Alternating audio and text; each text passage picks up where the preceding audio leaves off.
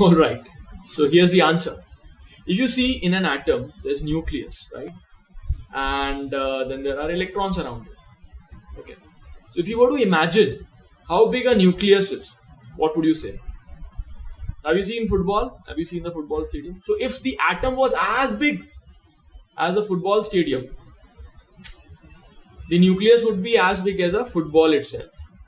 So as you can see, the nucleus is going to be this small and the electrons are going to be around it, right? So nucleus is really, really very small. And inside that small nucleus, you've got neutrons and protons. So at that kind of close distance, there are nuclear, because inside here they are a nucleus, so there are nuclear attractions.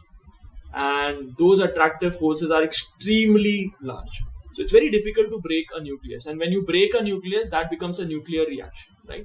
But in all these chemical reactions, we don't break the nucleus. We only interact with the electrons which are there outside, because electrons are loosely held as compared to the protons.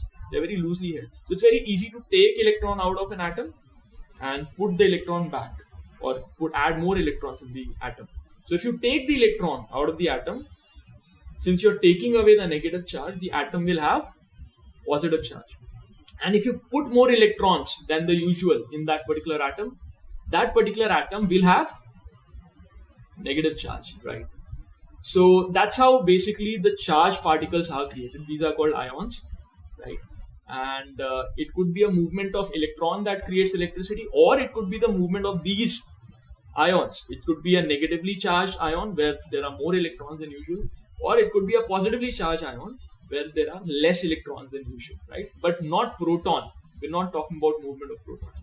We're only talking about movement of electrons or movement of ions, which would give you electricity. Clear?